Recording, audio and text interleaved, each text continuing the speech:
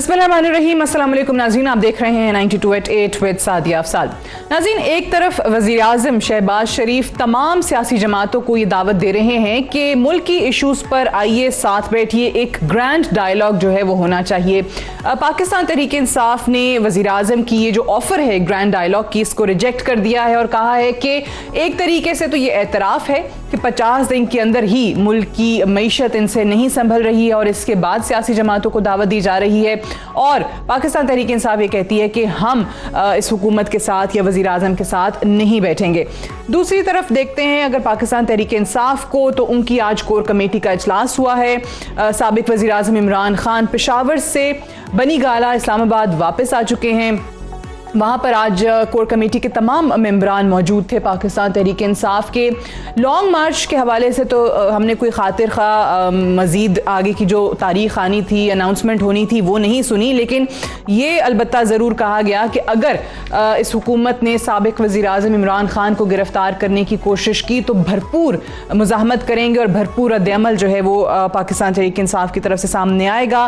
फिर महंगाई के हवाले से इस हुकूमत की अभी तक जो नाकामियाँ हैं पाकिस्तान तहरीक इंसाफ वो गिनवा रही है।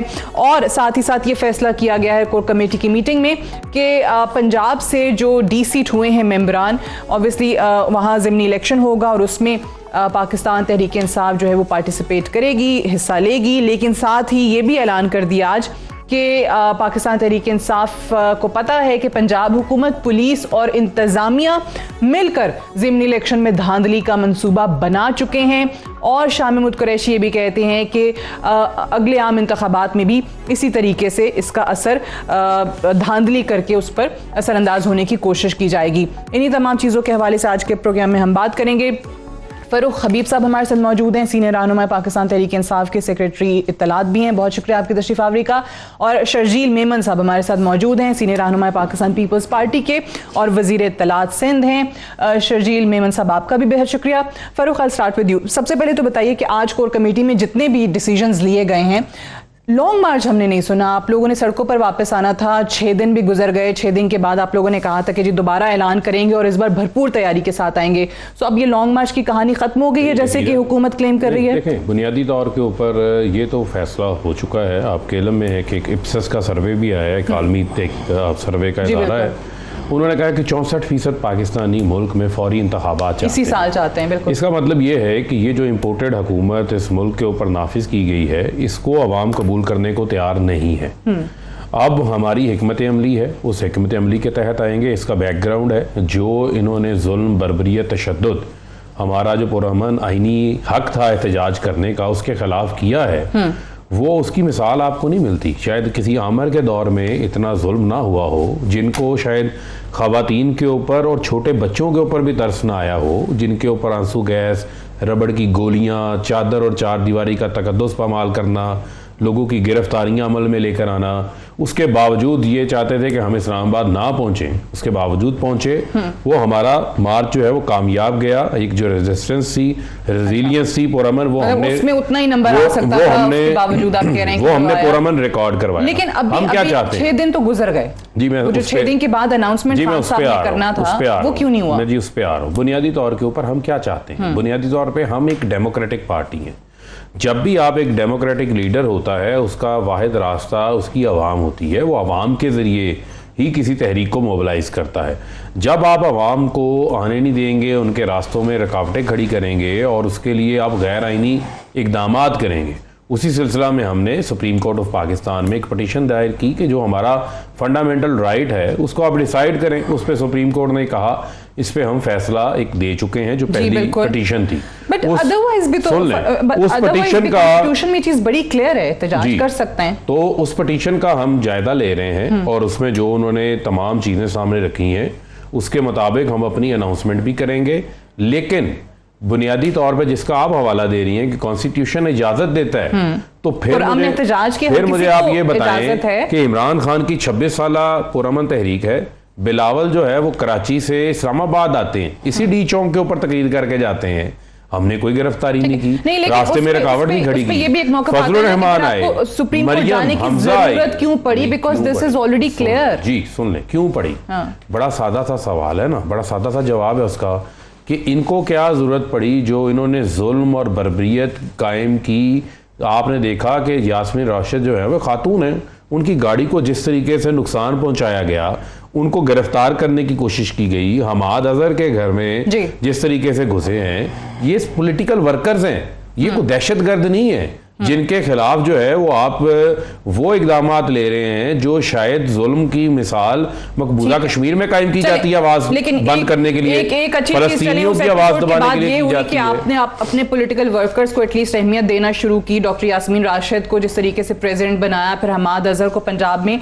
But moving on, Sharjeel Memon साहब, एक तो हमने देखा ऑब्वियसली आज पाकिस्तान पीपल्स पार्टी की भी मुल्क भर में रैली थी, पाकिस्तान खप्पे के नाम से एहतजाजी रैली कह लें खान साहब के बयानात को लेकर उनके खिलाफ। लेकिन ये जो इनके 6 मार्च के बाद लॉन्ग मार्च का ऐलान होना था वो नहीं हुआ, और इस पे कुछ रूमर्स कह लें इस्लामाबाद में गर्दिश कर रहे हैं कि शायद कुछ पसे पर्दा मुज़ाकरात हो रहे हैं, बातचीत तय करने की कोशिश की जा रही है। तो आपके पास ऐसी कोई इत्तलात हैं कि वाकई आपको लगता है कि ये मामला जो हैं वो सड़कों पर अब आने की शायद ज़रूरत नहीं पड़े, कहीं और ही चीज़ें तय हो जाएंगी? बिस्मिल्लाह, शुक्रिया सादिया साहिबा। जिस तरह फ़ारूक साहब ने फरमाया, 3-4 चीज़ें उन्होंने डिस्कस की हैं, मैं एक एक का जवाब देता हूँ। जहाँ तक आपने कहा कि जी मुज़ाकरात के ज़रिए मसाइल हल हों, तो पीपल्स पार्टी मुल्क की मैं समझता हूँ कि वो पहली जमात है जो हमेशा चाहती है कि डायलॉग के ज़रिए मसाइल हल हों, और डायलॉग ही बेहतर हल होता है बनस्बत के आप सड़कों पे आएँ, सड़कों पे जलाओ घेराव करें, सड़कों पे आप गाड़ियों के शीशे तोड़ें, सड़कों पे आप दरख्तों को आग लगाएं, सड़कों पे आके आप जो है वो अनारकी की बातें करें, सड़कों पे आके आप लोगों को बोलें जी खूनी इनकलाब आएगा, और सड़कों पे बोले हम जेल भरो तहरीक कर रहे हैं, पता नहीं क्या क्या लोगों को उकसाने के लिए जो बातें की गई हैं वो सब अपनी जगह पे। लेकिन मैं आ जाऊँ इस पॉइंट पे आता हूँ कि हम कहते हैं जी बिल मुज़ाकरात हो। जहाँ तक फ़ारूक हबीब साहब ने कहा जी कि बिलावल भुट्टो साहब का एक लॉन्ग मार्च हुआ और सिटी चौक पे हुआ, और फिर अपने मार्च की जिक्र किया, मैं बिल्कुल उस लॉन्ग मार्च का मैं एक हिस्सा था जो बिलावल भुट्टो साहब का लॉन्ग मार्च था। कराची से निकले, पूरे पाकिस्तान से होकर इस्लामाबाद पहुंचे, किसी एक जगह पे आपने सबने मीडिया ने कवर किया, कहीं पत्थर चला हो, किसी को गाली दी हो, किसी कहीं पे शीशे तोड़े हों, कहीं पे मोबाइलों को आग लगाई हो, कहीं पे पुलिस वालों को पत्थर मारे हों, कहीं पे रेंजर्स वालों को पत्थर मारे हो। कोई एक वाकया आपने सुना? नहीं सुना। हम उस वक्त से कहते हुए आ रहे थे कि जी हम पीसफुल मार्च लेकर चल रहे हैं, हमारा कोई इरादा धरने का नहीं है, ना ही हमने कोई जत्थे मुसल्ला पैदा किए थे, ना जो इनकी लॉन्ग मार्च में जिस तरह दिखाए जा रहे थे, आपके टीवी चैनल्स पे दिखाए जा रहे थे कि लोगों के हाथ में लाठियां हैं, उनके अंदर कीलें लगी हुई हैं। ये पुलिस एक्शन से पहले की बात बता रहा हूं मैं। पुलिस एक्शन से पहले जिस तरह की तकारीर हो रही थी, तो खान साहब ने खुद ही अपने इंटरव्यू में कह दिया कि उनके कुछ लोगों के पास, कारकुनान के पास वेपन्स थे। अब मेरी बात सुने ना, अब हमारे पास आपने कोई एक किसने वो पानी वाला पिस्टल भी नहीं था, लेकिन ये पूरी आपने लॉन्ग मार्च हमारी भी देखी, इनका भी आपने देख लिया। कराची में बताऊं, कराची में पुलिस की मोबाइलों को आग लगाई गई, कराची में पुलिस की वैन्स को आग लगाई गई, कराची में पुलिस वालों को जख्मी किया गया। मतलब ये तो लग ही नहीं रहा था कि जी ये कोई पॉलिटिकल पार्टी है। खुदा ना खासा हमें तो ऐसा लग रहा था किसी हम दहशत के तंजीम से कोई खुदा ना खासा हो रही चीजें। और वही मेमन साहब, अच्छा उसी के साथ मेमन साहब मेरा एक सवाल ये है, ऐसा कुछ भी नहीं हुआ, ठीक है मेमन साहब, मेरा एक सवाल आपसे ये है, आपसे एक सवाल है बुनियादी तौर के ऊपर। मार्च तो हुआ 25 तारीख को, मुझे आप ये बताएं कि जो हमारे पार्लियामेंटेरियंस हैं उनकी गिरफ्तारी कराची में पीपल्स पार्टी की हुकूमत क्यों अमल में लेकर आई? आप तो वो पार्टी हैं जिन्होंने ज़ियाउल हक के कोड़े खाए हुए हैं, आप तो हमेशा पुरअमन तहरीकों के हमायती रहे हैं, तो आपने तो बाकायदा तौर के ऊपर इस चीज़ को अपने ज़िम्मे ले लिया। आप देखें अताउल्ला MNA हैं, सैफुद्दीन महसूद हैं, उनको उनके घरों से गिरफ्तार किया गया, पुरअमन थे, उनकी वीडियोस मौजूद हैं, और खवातीन ने पाकिस्तान का झंडा हाथ में पकड़ा हुआ है, वो वीडियोस मौजूद हैं। उनको गिरफ्तार करना, उनके ऊपर आंसू गैस चलाई गई, तो ये बुनियादी तौर के ऊपर आप PMLN की मोहब्बत में से आगे ना चले जाएं कि जो आपकी बुनियादी तौर के ऊपर आपके कुछ बुनियादी तौर के ऊपर अच्छी चीजें रही हैं, तर्जुमान उनके ऊपर कायम रहे। बताइए जी जी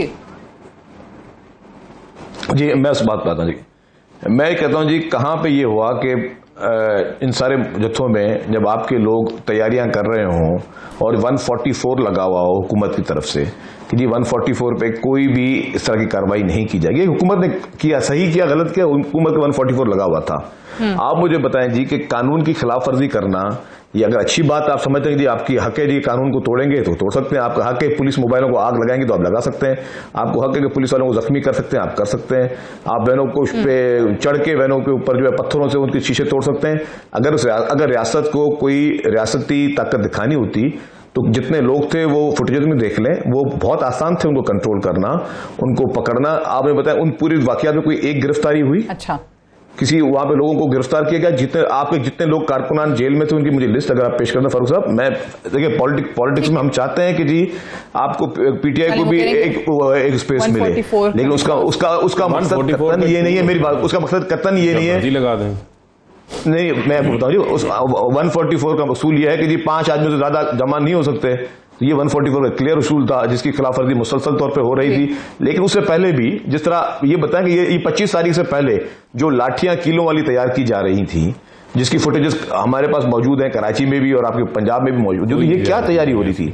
हम पॉलिटिकल जलसा का नहीं, पॉलिटिकल आपने टीवी चैनल ने दिखाई है और पीटीआई के काफी लोगों ने सोशल मीडिया पे उसको माशाल्लाह बड़ा अप्रिशिएट किया है, आपके लोगों ने, आपके लीडरान ने उसको अप्रिशिएट किया है।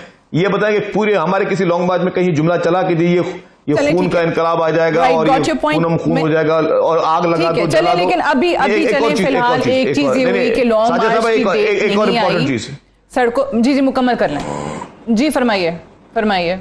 अरे मेरा एक और है जो आज तो खास तौर पर जो पीटीआई ने नया रवैया अख्तियार कर लिया है, सोशल मीडिया पे जो आपने ट्रेंड चलवाना शुरू कर दिए हैं, जिसमें आप इदारों को गालम गलूच, इदारों के खिलाफ साजिशें, इदारों के खिलाफ नारे, और फिर उसके साथ साथ आप लोग जो है वो तकारीर में जिस तरह इदारों को इस वक्त निशाना बना के बैठे हुए हैं, मैं बताऊं कि ये कोई जमहूरी मुआशरा है? आप खुदा न खासा आपका लीडर कहता है जी हम पाकिस्तान के खुदा न खासा 3 टुकड़े हो जाएंगे, ये कोई डेमोक्रेटिक मुआशरा है कि पाकिस्तान के लिए हम काम कर रहे हैं? ठीक है, चलें इसका जवाब दे दें कि इदारों के खिलाफ ऑब्वियसली वो कह रहे हैं, बार बार तौर के ऊपर न्यूट्रल्स कहते हैं कि खान साहब तकरीर कर रहे हैं। नहीं, देखें एक कॉन्टेक्स्ट होता है ना हर चीज़ का। मामला क्या है? मामला ये है कि अभी बिलावल की एक स्टेटमेंट मौजूद होगी कि उन्होंने कहा कि सिंधु देश बन सकता है, और वो पूरी स्टेटमेंट पूरे कॉन्टेक्स्ट के साथ उन्होंने बात की, उसके ऊपर तो कोई ह्यू एंड क्राई नहीं हुआ, कभी नहीं कहा। इसके अलावा मुझे बताएं जो नेशनल सुन लें ना, सुन लें, अब सुन लें जी, कभी नहीं कहा। तो देखिए साजिया, ये अफसोस की बात है, ये प्रोपेगेंडा के प्रोपेगेंडा के अभी चले दिखा दें प्रोड्यूसर साहब, आप निकाल दें शौक मुझे दिखा। चले वो जी दिखाएं, लाजमी दिखाएं। जब तक आप निकाल लेते हैं मुझे बात मुकम्मल कर लें। अब आप लाजमी दिखाएं इनको, लाजमी। अच्छा, दूसरा बुनियादी तौर के ऊपर सुन लें। फिर आप जब कहते हैं कि हम ईंट से ईंट बजा देंगे, और हम तो जो है वो आप तो 3 साल के लिए आते हैं और हम तो सदा यहाँ पे रहने के लिए आए हुए हैं, उस वक्त फिर आपको दुबई जाना पड़ता है और आप जाके दुबई के हॉस्पिटल में दाखिल हो जाते हैं। इसके अलावा मेमो गेट जो है वो कोई हमने नहीं किया, उस मेमो गेट के ऊपर पूरा एक सुप्रीम कोर्ट का कमीशन बना हुआ है, उसका पूरा एक फैसला आया हुआ है, और जिस किस्म के मामलात हुसैन हकानी साहब करते रहे हैं वो किसी से ढके छुपे नहीं हैं। आज आप जो है वो तर्जुमान बने हुए हैं। बुनियादी तौर के ऊपर क्या मामला है? मुल्क की जो नेशनल सिक्योरिटी है वो आपकी इकॉनमी के साथ मुंसलिक है। आप कहते थे हमने महंगाई मार्च किया है, अब आप करें ना महंगाई मार्च, क्यों नहीं कर रहे? ये जो 60 रुपए का पेट्रोल बम मारा गया आवाम के ऊपर, क्या ये आवाम बर्दाश्त कर सकती है?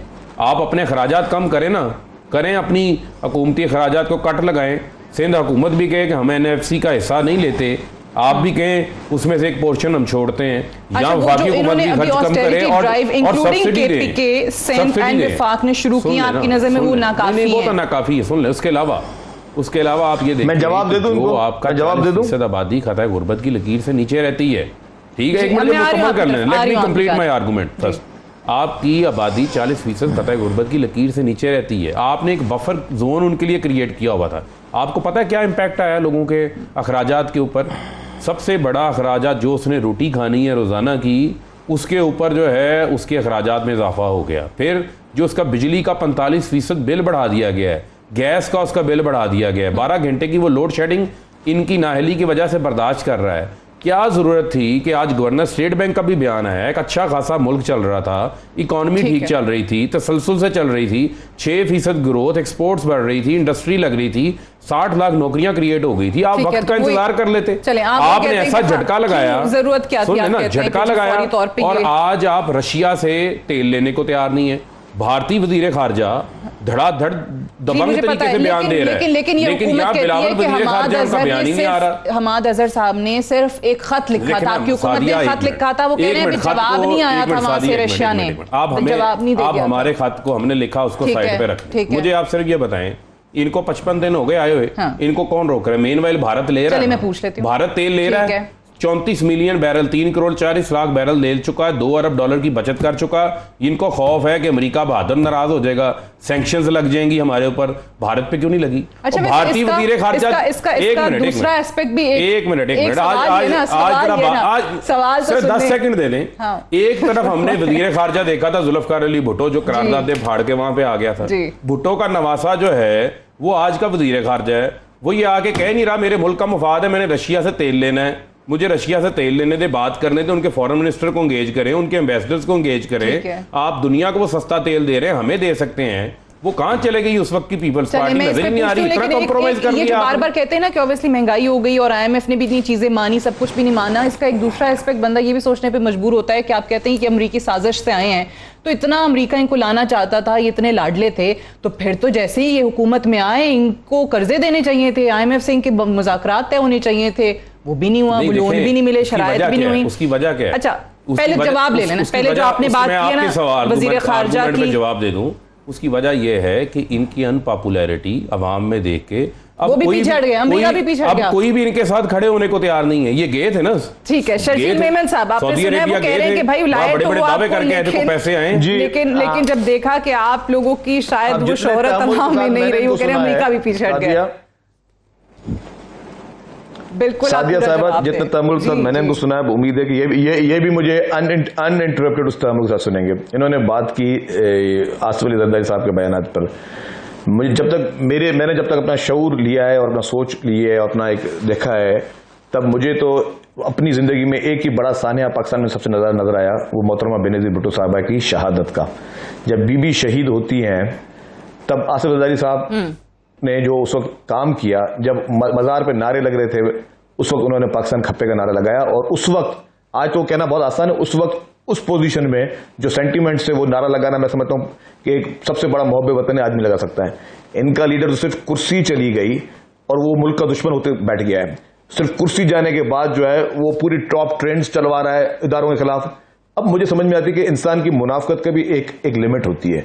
ये सारी चीजें भूल गए, ये सारे एहसानात भूल गए कि इनको इक़्तिदार में लेकर कौन आया, किस तरह इन्होंने सीटें जीती, किस तरह RTS बैठाए गए, किस तरह इनके बिल पास होते थे सेनेट में जब इनकी मेजॉरिटी भी नहीं होती थी, किस तरह नेशनल असेंबली में इनकी मेजॉरिटी नहीं होती थी, इनके बिल पास किए होते थे। मतलब इंसान को इस तरह कभी नहीं होना चाहिए कि जिस थाली में खाए उसी में छेद करे।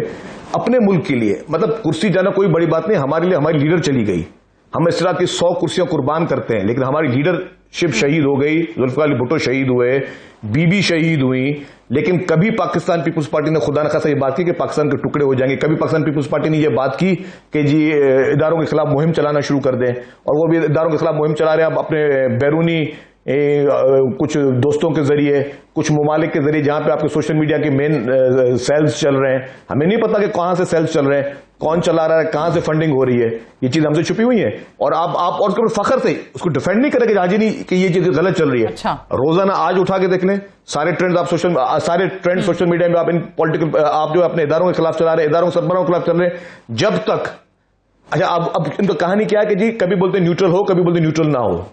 मतलब ये इनकी अपनी एक कंफ्यूजन है। अच्छा, और मैं आज इनको एक बात कह दूं, ये खुदा का शुक्र करे कि इदारे न्यूट्रल हैं। अगर इदारे न्यूट्रल ना होते ना तो तहरीक इंसाफ अभी तितर बितर कब की हो चुकी होती, क्योंकि इस मुल्क में बाकी सारी पॉलिटिकल पार्टी ने जूते खाए, आज तक PTI ने जूते नहीं खाए। और मैं भी ठीक है, हम बिल्कुल, और आप देखें हिस्ट्री देख लें, हिस्ट्री देख लें,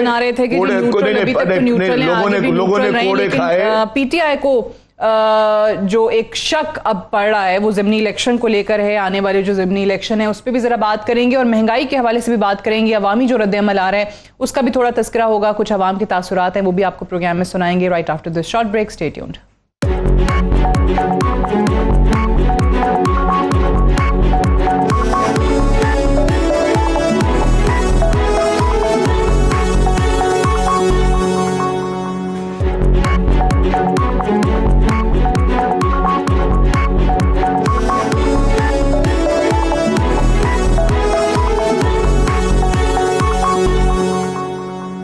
वेलकम बैक। प्रोग्राम में एक बार फिर से खुशामदीद। महंगाई जो कि इस हुकूमत के लिए इस वक्त सबसे बड़ा चैलेंज है और उसी पर पाकिस्तान तहरीक इंसाफ इनको मुर्द इल्ज़ाम ठहराती है कि हम मईशत बहुत अच्छी छोड़ के गए थे, आप लोगों ने मईशत का सत्यानाश किया है। लेकिन इस महंगाई को लेकर जो अवामी रद्द-ए-अमल आ रहा है, ज़रा उस पर बात करते हैं। कुछ तासुरात हैं लोगों के जो हमने रिकॉर्ड किए हैं, वो आपको सुनाते हैं, फिर फ़ारूक हबीब साहब और शर्जील मेमन साहब से बात करेंगे। इमरान खान की हुकूमत सबसे बेहतर थी और शहबाज शरीफ की हुकूमत बेहतर नहीं है, क्योंकि आवाम का गुजारा बहुत मुश्किल से होता है। इमरान खान की हुकूमत थी वो सबसे अच्छी जा रही थी, इन्होंने अभी 2 मंथ में ही 210 तक ला दिया और गरीब आवाम अब मोटरसाइकिल का सफ़र भी नहीं कर सकती। चाहे वो 100 है चाहे 200 है, हमें टेंशन नहीं है, हम पैदल भी गुजारा कर लेंगे, हमें यही शहबाज शरीफ चाहिए। इमरान खान के दौर में आवाम का अच्छा गुजारा हो रहा था, उन्होंने 4 साल में इतना पेट्रोल का कीमत नहीं बढ़ाई जो इनमें 1-1.5 माह में बढ़ा दी है, तो गरीब का गुजारा तो बहुत मुश्किल हो। आवाम जलील हो रही है और कुछ नहीं है। पेट्रोल वगैरह महंगाई इससे कम कैसे हो सकती है? ये कह रहे कम करेंगे,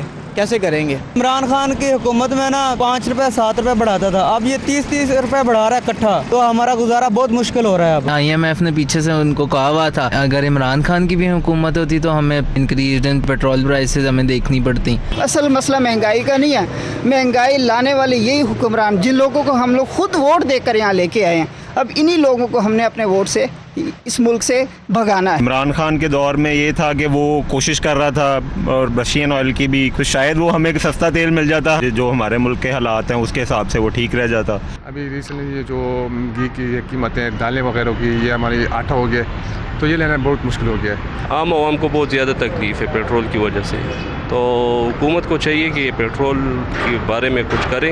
ये PTI वाली कह रही थी कि महंगाई नहीं है, अब हम कहते हैं कि अभी 205 पे अगर 500 पर भी 1 लीटर हो जाए ना तो हम इंशाल्लाह डाल देंगे, ये अल्लाह देगा, लेकिन अभी भी कुछ भी नहीं है। जीना मुश्किल कर दिया भाई, इनको बोलो नहीं चल दिया तो छोड़ के वापसी दूसरे ममालिक चले जाइए, हम लोग इस हफ्ते 2 टन की रोटी तो खा सकें। घी जो है, तेल जो है वो 550 से ऊपर हो गया है, आटा मैंने कल लिया है 90 रुपये kg के हिसाब से, तो बंदा गरीब आदमी कहाँ जाएगा? सर मुश्किल जीना मुहाल हो गया, अब तो आप पेट्रोल के साथ दूसरी चीजें भी देखें कितनी महंगी हो गई हैं। जनाब पेट्रोल इतना महंगा हो गया कि ये गाड़ियों के खर्चे पूरे नहीं होते, हमारे खुद के बच्चों के खर्चे पूरे नहीं होते, हम अभी क्या करें? कोई गन उठा लें, डकैतियां करें, क्या करें? 500 रुपए दिहाड़ी है, उसमें से 200 रुपए पेट्रोल का लग जाता है, 300 रुपए बचता है, 300 रुपए में क्या होता है?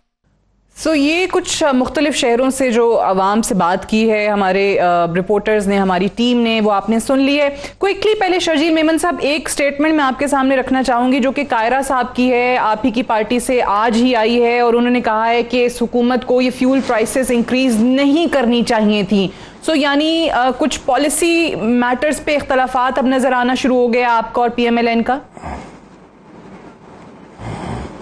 देखिए जी, मैं एक बात क्लियर कर दूं कि कोई भी हुकूमत नहीं चाहती कि महंगाई हो, ठीक है, और इसी तरह कायरा साहब ने भी उसी तरह में बात की होगी, लेकिन मेरा एक सवाल जरूर होगा, IMF के साथ ये मुआहदे किसने किए थे? क्या इमरान खान साहब की गवर्नमेंट ने ये मुआहदे नहीं किए थे IMF के साथ कि जी हम ये भी शर्तें मानेंगे, ये भी शर्तें मानेंगे? शर्तें नहीं तो नहीं थी। अब देखें, जब आप, क्योंकि इन्होंने आप इनकी एक आदत थी कि कौम से वादे करके फिर जाएं, लेकिन कौम से वादे करके आप फिर सकते हैं, लेकिन आप जब अपनी दूसरी दुनिया में किसी से बात कर रहे होते हैं, किसी और मुल्क से बात करें, किसी और इदारे से बात करें, तो उनसे आप वादे करके फिर नहीं सकते। उन्होंने क्यों आप किया कि फर्दर लोन को वैलिडेट करना उन्होंने बंद कर दिया? क्योंकि उन्होंने कहा कि जी आपने पुराने वादे किए वो पूरे नहीं किए, आपने जो टारगेट्स दिए वो पूरे नहीं किए, और वो टारगेट्स और वादे इमरान खान साहब की हुकूमत करके गई थी, कोई और हुकूमत ने आके नहीं किया था। जहां तक फारूक हबीब साहब ने बात की बिलावल भुट्टो साहब के दौरों की, बिलावल भुट्टो साहब जिस दौरे पे जा रहे हैं, अल्हम्दुलिल्लाह वो कहीं पे एड नहीं मांग रहे, वो हर मुल्क में हर जगह, मैं एक दौर में मैं उनके साथ गया तो उन्होंने हर जगह कह रहे हैं जी कि हमें पाकिस्तान के साथ ट्रेड करो, इस मुल्क में अगर मईशत बेहतर करनी तो आपको ट्रेड करने से बेहतर होगी। इमरान खान साहब आज जिनको सोशल मीडिया पे बुरा भला बोल रहे हैं, उनको साथ लेकर जाके ये सिर्फ चंदा लेकर आते थे, कर्जे लेकर आते थे, और वो कर्जे इन्होंने वापस चुकाने थे। इनका फोकस था कि सिर्फ हर जगह पे एड मिले, और एड मिलकर जो है वो मुल्क का गुजारा करने की कोशिश कर रहे थे, जो कि एक नाकाम फार्मूला है। चले ठीक है, मैं आती हूँ आपकी तरफ दोबारा, बल्कि मुझे उस पे भी पूछना है कि ये जो पूछ रहे थे कि जी रशियन ऑयल के लिए क्यों कुछ नहीं किया। पूछ लें, रशियन ऑयल का पहले पूछ लें, इंपॉर्टेंट है। चलें फारूक हबीब साहब कह रहे हैं वो पहले पूछ लें, पहले जवाब ले लें, वो ज्यादा जरूरी है। वो कहते हैं कि चलें, अगर आप ये कह रहे हैं कि हमने तो सिर्फ खत लिखा था, तो आप लोगों ने एफर्ट क्यों नहीं की, वहीं से मामले को आगे क्यों नहीं बढ़ाया? और भारत तो ले रहा है ना, उनका वजीर खारजा भी बड़े खुल के बयान दे रहा है हमारे वजीर खारजा क्यों नहीं बयान दे रहे? आजकल पूरी पीटीआई के मुंह पे जो है ना वो भारत भारत भारत चढ़ा हुआ है। मुझे पता है कि आजकल इनके बयानात भी वो भारत वाले ही चल रहे हैं। इनके इमरान खान साहब के भी जो बयानात हैं जिसमें पाकिस्तान के खुदा न खासा 3 टुकड़े हो जाएंगे और पाकिस्तान ये हो जाएगा वो हो जाएगा। लीडर का हमेशा काम है कि जो भी आपके बिजनेसमैन मुल्क में मौजूद हैं उनको अच्छी होप दें, उनको मायूस ना करें। लेकिन ये वाहिद पाकिस्तान में अनफॉर्चुनेटली एक लीडर है जो जिनका मकसद सिर्फ ये है कि अगर मेरी कुर्सी नहीं है, अगर मेरी कुर्सी कायम नहीं तो खुदा न खासा पाकिस्तान को तबाह करने की लेकिन रशिया से क्या वीट के लिए, ऑयल के लिए आप लोग आगे मामलात बढ़ाएंगे? देखें जी, वो फेडरल गवर्नमेंट एक फेडरल कैबिनेट बैठ के ये डिसीजंस लेती है। अगर फेडरल कैबिनेट बैठ के ये डिसीजन लेती है कि जी रशिया से ट्रेड कर रहा है तो मुझे नहीं समझ आता उसमें कोई हर्ज हो। लेकिन अगर वो तो फेडरल गवर्नमेंट का डिसीजन है, वो प्रोविंशियल गवर्नमेंट का कोई डिसीजन नहीं है इसमें। और मेरे ख्याल से इसमें कोई कतरा नहीं है कि अगर आप किसी भी मुल्क से तजारत करते हैं। लेकिन बराए मेहरबानी आजकल जो पीटीआई के हर तकरीर में इंडिया की तारीफ करना बंद कर दें। जो सारा वक्त इमरान खान साहब आजकल जो भारत के कसीदे पढ़ रहे हैं जी मेमन साहब मेरा सवाल ये है जी देखिए मेरा सवाल बड़ा सादा सा और बड़ा बुनियादी सा है कि फेडरल कैबिनेट जो है वो सिर्फ शहबाज शरीफ की नहीं है। उस फेडरल कैबिनेट में आप शामिल हैं और बिलावल जरदारी साहब जो हैं वो उसके वजीर खारजा हैं उस फेडरल कैबिनेट के। आप रशिया के साथ तेल लेने थे जो कि दुनिया को दे रहा है। चले आपको भारत पसंद नहीं है, श्रीलंका को भी वो दे रहा है, उन्होंने यूरोप को भी गैस भी दी है, तेल भी दी है। तो आप ये बता दें कि आपकी अगर कोई आज़ाद खारजा पॉलिसी है और वज़ीर खारजा हमारे अगर आज़ाद हैं बात करने में, तो वो रशिया से बात क्यों नहीं करते? अभी तक एक टेलीफोन कॉल रशियन वज़ीर खारजा को क्यों नहीं की गई, उनके एम्बेसडर को क्यों नहीं की गई? क्योंकि अवाम ये जानना चाहते हैं कि अगर दीगर ममालिक सस्ता तेल ले रहे हैं जवाब ले तो हमें महंगा तेल क्यों दे रहे हैं? रशिया से तेल ले लें, ठीक है, अवाम को सस्ता दे दें, आपकी मुश्किल आसान हो जाएगी। ये जो अवाम आपको बुरा भला कह रही थी नहीं देगी। मेरा बिलावल साहब जो हैं वो अपने मनसब को फोन कर लें, उनसे बात कर लें, ये कह रहे हैं फारूक साहब। अच्छा मेरी बात सुनिए जी। अल्हम्दुलिल्लाह बिलावल साहब जब वजीर खारजा बने तो पूरी दुनिया के वजीर खारजा ने उनको फोन करके मुबारक दी। इमरान खान की तरह नहीं हुआ कि बाइडेन को फोन करते हुए नहीं उठाता रहा, मोदी को फोन करते हुए वो उनकी फोन नहीं उठाता रहा। और अल्हम्दुलिल्लाह बिलावल साहब को जो रेस्पॉन्स पूरी दुनिया से मिल रहा है वो एक अच्छा रेस्पॉन्स मिल रहा है। जहां तक फिर इस डिसीजन की बात थी और इतनी आजादाना खारजा पॉलिसी बिलावल साहब की है कि अमेरिका में बैठकर भी इमरान खान साहब के जो रशिया का ट्रिप था उस पर सवाल आया तो उन्होंने ब्लंटली कहा कि जी हाँ मुझे कोई एतराज नहीं, हमारे प्राइम मिनिस्टर ने अगर वो दौरा किया तो बिल्कुल ठीक किया। मतलब इस हद तक उनमें वो उनकी खारजा पॉलिसी और मेरी बात सुने मैं इनकी बात में नहीं बोल रहा, ये मेरी बात में ना बोले। मेरी बात सुने, मैं इनकी बात के बीच में नहीं बोला, प्लीज ये मेरी बात पूरी सुन लें। सर सवाल का जवाब आपसे ईमानदारी से पूछता हूँ। हाँ वो सुन रहे हैं वो आपकी बात। देखिए जी, मैं जब फेडरल कैबिनेट में बैठ के वो वजीर तजारत करेंगे फैसला या जो बाकी वो कंसर्न मिनिस्ट्री वो फैसला करेंगे। एक और चीज मैं आपको बता दूं कि जिस तरह का जवाब बिलावल साहब ने इस बोल्ड रशिया सस्ता तेल दे तो ले लेना चाहिए इमरान खान के बात तो करने दें उन्हें। अब यही आदत जब ये आर्गुमेंट्स में सस्ता तेल देता है तो फिर इनका ये दूसरा ट्रैक शुरू हो जाता है। देखिए वो सारे शो में बात करें, मुझे क्या चीज मैं बात नहीं करूंगा शो में। सर आप सारा शो करिएगा, मैं जवाब देता हूं पूरी बात सुनिए। लेकिन पाकिस्तान को ले लेना चाहिए। एक बात बताएं जी भाई, वो फेडरल कैबिनेट ने डिसाइड करना है। अमेरिका से शुरू होते हैं जाके फिर अमेरिका पे खत्म हो जाते हैं। रशिया का नाम ही नहीं आप ले रहे अपने मुंह से। वो कह रहे हैं बार-बार कि फेडरल गवर्नमेंट का डिसीजन होगा, फेडरल कैबिनेट है वो डिसाइड करेगी। जब मेरे लीडर सुने, जब मेरे लीडर ने ना ये सिंध की काबीना में बैठते हैं ना, उनको नहीं पता काबीना क्या फैसला आप फिर इनके मुकाबले में किसी चले सुने फरमाइए। सिंध असेंबली से पीटीआई के किसी बंदे को बुला लेते, सिंध के इश्यूज डिस्कस कर लेते आप जी। सादिया साहिबा मेरे लीडर में अल्हम्दुलिल्लाह इतनी बोल्डनेस थी जो मैं बात कह चुका हूं। लेकिन मेरा आपसे सवाल था, क्या कभी इमरान खान से कोई अमेरिका में या किसी और मुल्क में कोई सवाल पूछता कि इमरान खान के मुंह से कभी किसी गैर पॉलिटिकल पार्टी, अब उसकी जो मुखालिफ पॉलिटिकल पार्टी के लिए कभी एक लफ्ज अच्छा सुनता? यही अमेरिका में बैठकर वहां पे अपनी पॉलिटिकल पार्टी को गाली देते रहे। उसके मुकाबले में हमारे पार्टी के फॉरेन मिनिस्टर जो अल्हम्दुलिल्लाह, और जहां पे क्योंकि ये उनमें ग्रेस है, इस तरह की नहीं है जिस तरह के इनकी लीडर की जो ग्रेस आप देख रहे हैं कि हर जगह पे किसी को गाली से नवाजना, किसी के लिए बदतमीजी करना, किसी की नकलें उतारना। मतलब ये एक लीडर, अब मैं ज्यादा उसमें नहीं पर्सनल तनकीद करता, लेकिन इस तरह के लोग जो है इस वक्त पाकिस्तान के लिए अनफॉर्चुनेटली सिक्योरिटी रिस्क बनते जा रहे हैं। लेकिन नहीं, मुझसे जिस तरह ये रशिया का सवाल पूछ रहे थे, एक सवाल मैं इनसे पूछ लेता हूं, क्या सोशल मीडिया पे आप लोग जो ट्रेंड चला रहे हो इदारों के खिलाफ, आप उसको एंडोर्स करते हैं फारूक हबीब साहब? जी बिल्कुल, हम कोई एंडोर्स नहीं करते, ना ये ट्रेंड्स हम चला रहे हैं। अगर आवाम की कोई अपनी राय है, अपनी आ रहा है। मेरा सवाल सुनिए, मुझे बताइए कि ग्रैंड डायलॉग की जो बार-बार ऑफर, अच्छा वो आवाम की राय में आपके अपने पीटीआई के सारे रहनुमा उसको कर रहे हैं। अच्छा, एक और मेरा सवाल रह गया है सादिया साहिबा, बिलावल साहब ने कहा था कि जी मेरे वजीर आजम में। चले अब मैं खामोश हो जाती हूँ, आप बताइए जी। ये आपने मुझे रशिया का जवाब नहीं ना दिया, मैं तो ये जानना चाह रहा था, मेरे सवाल का जवाब दे दे, मैं आपके सारे सवाल का जवाब। चलें जी, सवाल आप शो के बाद भी अगर शो करना चाहें मैं उस वक्त भी जवाब देता रहूंगा। लेकिन मेरा मसला ये है, अच्छा मैं इनका सवाल, इनका डायरेक्ट सवाल का जवाब दे देता हूं। है वो अपना ट्यूबवेल नहीं चला पा रहा भाईजान, डीजल महंगा हो गया। चले वो आपके सवाल का जवाब दे रहे हैं, फिर वो आपका सवाल आप रशिया से तेल कब लेंगे ये बताएं, कब वजीर खारजा बिलावल फोन करेंगे रशिया को? अच्छा मेरी बात सुनिए, कब उनके एम्बेसडर से बातचीत करेंगे? मेरी राय ये है, क्यों अवाम के ऊपर जुल्म करना चाहते हैं, ये बता दें हमें। मेरी राय सुन लें, मेरी राय सुन ले फारूक साहब। मैं कहता हूं मेरी राय है कि दुनिया में किसी भी मुल्क से कोई भी चीज अगर पाकिस्तान को सस्ती मिल रही है तो पाकिस्तान को वो ले लेनी चाहिए। ये मेरी राय सुन ली। अब मेरे सवाल दो चार है, उसके जवाब दे दें। जो इमरान खान साहब कोई नहीं रशिया का के लिए इस्तेमाल अल्फाज कर रहे हैं, जो मैंने कह दिया ना जी, आप रशिया का नाम क्यों नहीं ले रहे? सस्ती चीज मिल रही है उनको ले लेनी चाहिए। मैंने ले लिया, रशिया से सस्ती चीज मिल रही है ले लेनी चाहिए बस। आप कह रशिया सस्ता तेल मिल रहा है, रशिया का नाम लिया भाई, इंक्लूडिंग रशिया से कह रहे हैं, रशिया का नाम ले लेना।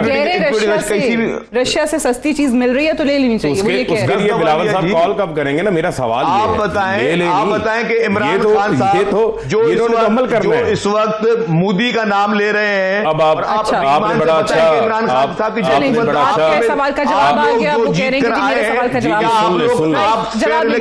आप लोग फेयर इलेक्शन लेकर जीत कर आए थे। इलेक्शन में आपका मैंडेट, आप हलफ ले सकते हैं कि आप लोग फेयर इलेक्शन लेकर और सही मैंडेट के साथ इलेक्शन में आपने हुकूमत बनाई थी।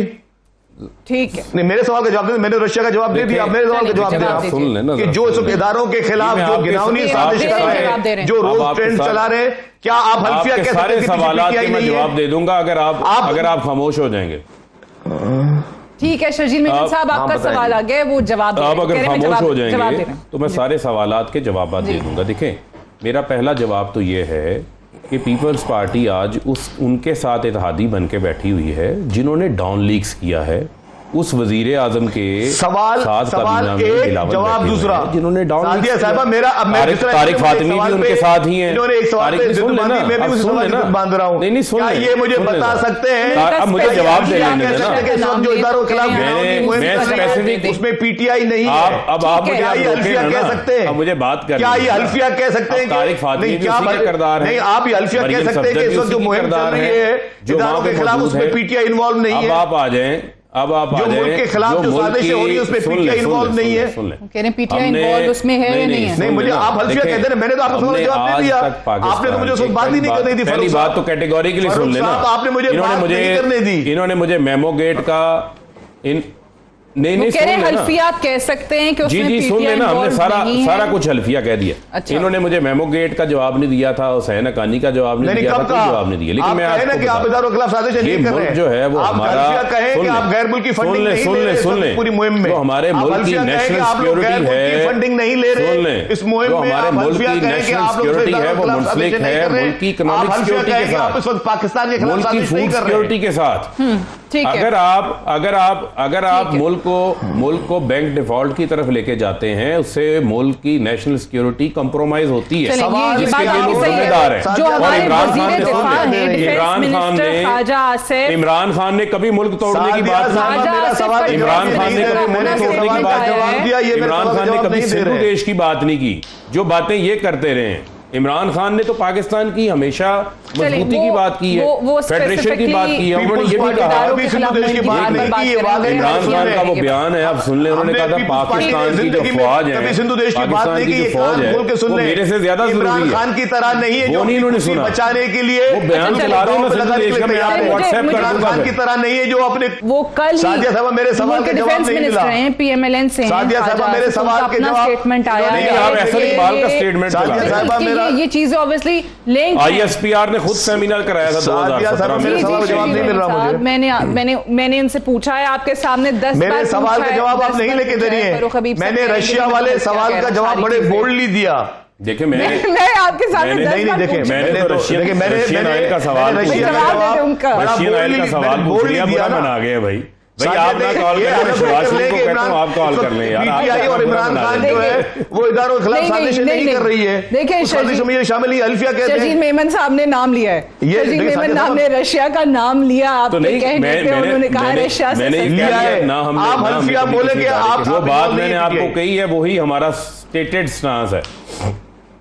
यही जवाब दे रहे हैं, वो कह रहे हैं हम नहीं है, वो कह रहे हैं मैं अल्फिया कह रहा हूं कि हम नहीं है, ये जवाब दे दिया इन्होंने, अपना जवाब आपको दे दिया। नहीं ये अल्फिया कह रही है ट्रेन के पीछे इमरान खान नहीं है, मैं बोल रहा हूं ये इनका जवाब है। मुझे ब्रेक लेने दें, मुझे आप ये बता दें, ये बता दें कि ये जो साजिश हुई है अमेरिका ने जो की है, क्या आपको इसका नहीं पता था? आपको नून लीग और पीपल्स पार्टी को इकट्ठा किसने किया है? ये इतनी मोहब्बत और प्यार कहां से आ गया, ये भी तो बता दें। चले मैं जानती हूं, आप तो एक दूसरे को सिक्योरिटी कह रहे हैं, मुझे ब्रेक लेने दें, का यार था वो गद्दार था। डिस्कशन को यहीं से आगे बढ़ाएंगे, स्टे ट्यून्ड।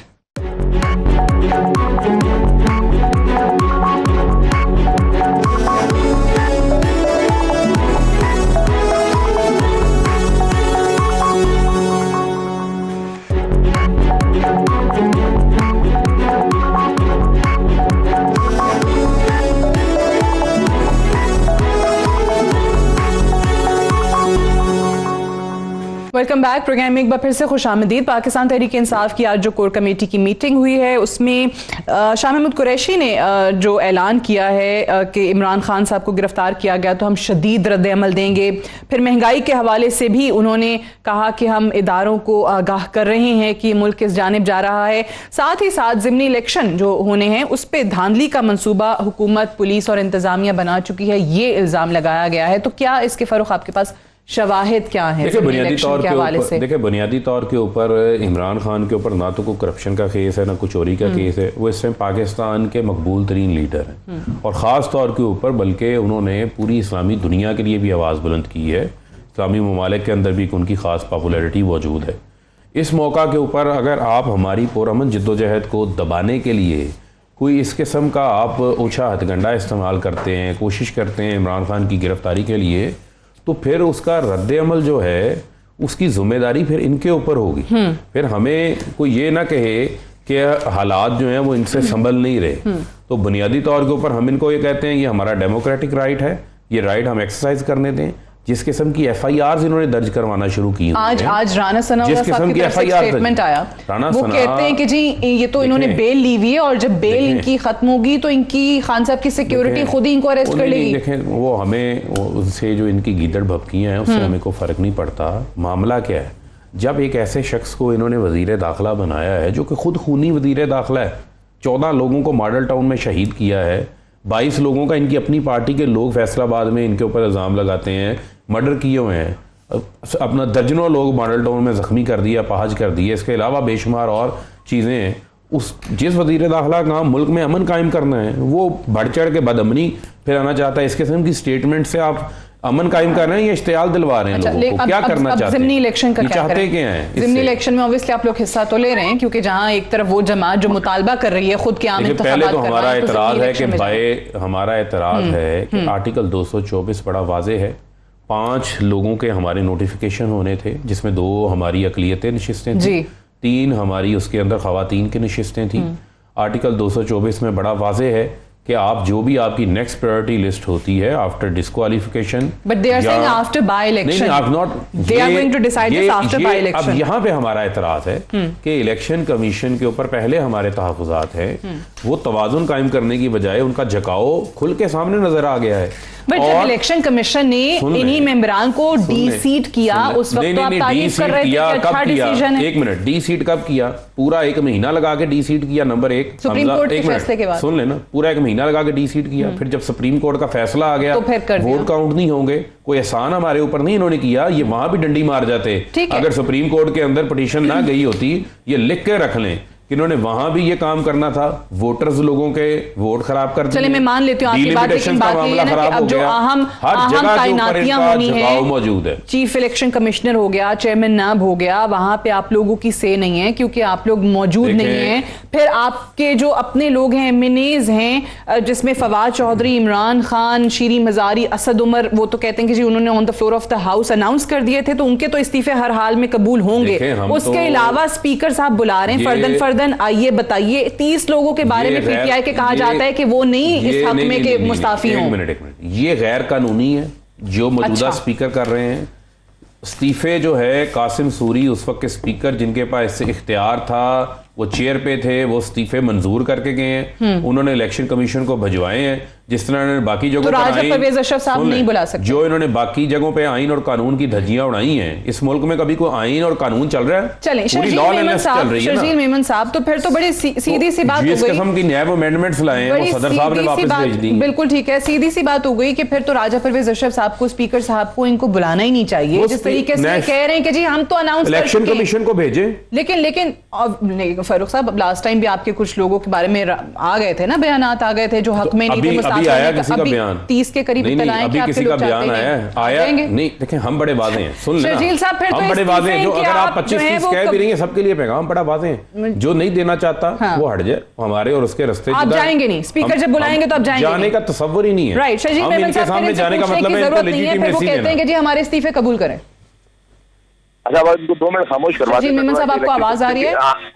हाँ बिल्कुल आ रही है। मैंने कहा आपको मेरी आवाज आ रही है? जी अब मैं आपको सुन पा रही हूँ, फरमाइए। जी जी। अच्छा, जो थोड़ा इनको 2 मिनट खामोश है। चीफ इलेक्शन कमिश्नर पे ये अभी एतराज़ात उठा रहे हैं। इमरान खान साहब का स्टेटमेंट मौजूद है, वो भी पहले रिकॉर्ड में चल रहा है। इमरान खान साहब ने कहा था कि चीफ इलेक्शन कमीशन हमारी मर्जी से है और बहुत अच्छे आदमी है, लेकिन वजह यह है कि क्योंकि इनके फॉरेन फंडिंग केस उसके पास बैठा हुआ है, वो इनकी डिक्टेशन पे नहीं चल रहे थे, और क्योंकि इनकी अपनी वहाँ पे चोरी पकड़ी गई है फॉरेन फंडिंग केस में, इसलिए ये लोग सिर्फ इल्तवा पे ले रहे हैं। हाई कोर्ट में जा रहे हैं, हाई कोर्ट से बोल रहे हैं कि मना किया जाए इलेक्शन कमीशन को कि जल्दी इसका जो है फैसला ना बनाया जाए। इसका मकसद यही है कि जिस तरह चोर की दादी में तिनका, इनकी चोरी वहां पकड़ी गई है। जहां तक इस्तीफों की बात है, इस्तीफों की बात से एक प्रोसेस है, तो उसमें आइन पे इन्होंने बैठकर जो आखिरी चंद 5-6 दिनों में इन्होंने तोड़ा, वहां पे जो धज्जियां उड़ाई आइन की, जो कानून की धज्जियां उड़ाई, वो सारी चीजें, वो तो मैं कहता हूँ फेडरल गवर्नमेंट की कमजोरी है, मैं मानता हूँ। अगर उन सारी चीजों को federal government court of law में लेके जाए, उन सब लोगों पर आइन की गद्दारी के मुकदमा चलने चाहिए जिन्होंने इस तरह को बुलडोज करते रहे। जिस तरह से जो ये अपने एक्सक्यूज देके असेंबली के इजलासों को कभी मुलतवी करते रहे, कभी करारदादों को ये नामंजूर करते रहे, ये सारे की सारी ये गैर आइनी काम ये सारे पीटीआई के स्पीकर और डिप्टी स्पीकर और प्राइम मिनिस्टर ने मिलकर किए बैठकर। बट ये कह रहे हैं कि हमने उस वक्त कासिम सूरी के सामने इस्तीफे अनाउंस कर दिए थे, इस्तीफे हमारे हो गए हैं, हमने जमा करवा दिए थे, तो फिर अब स्पीकर राजा परवेज अशरफ को बुला रहे हैं कॉपी पब्लिक के सामने कि हमने सबके इस्तीफे मंजूर कर, क्योंकि ये उस वक्त खुद ये शशोपन के शिकार थे। उस वक्त ये घबराहट का शिकार थे, मिन्नत से अलग होती थी एक तरफ से इनकी कि हमारी हुकूमत को बरकरार रखा जाए। उसके लिए उन्होंने मुख्तलिफ पार्टी से सरबराहों से, जिनको ये सारी उम्र गालियां देते रहे, उनको मिन्नतें करते रहे, उनको मैसेज भेजते रहे, वो सारी चीजें रिकॉर्ड का हिस्सा है। कोई भी ऐसी चीज नहीं जो रिकॉर्ड का हिस्सा ना हो। लेकिन बात यह है कि जिन्होंने पीआरटी यूपीके में सुप्रीम कोर्ट में स्टे लिया हुआ है कि वो इंक्वायरी के खिलाफ ना चलाई जाए, और उसी तरीके से इन्होंने इलेक्शन कमीशन को भी ये लोग कोशिश कर रहे हैं कि लिंगर ऑन किया जाए। तो कंप्लीट हो गई, अब कोई से नहीं, अब कर लेते तहकीकात जैसे करते। चलें ठीक है, चलें। Unfortunately I have run out of time. Thank you very much Sharjeel Memon साहब, फारूक हबीब साहब फॉर ज्वाइनिंग मी टुडे। आज के लिए इतना ही, इजाजत दीजिए, खुदा हाफिज।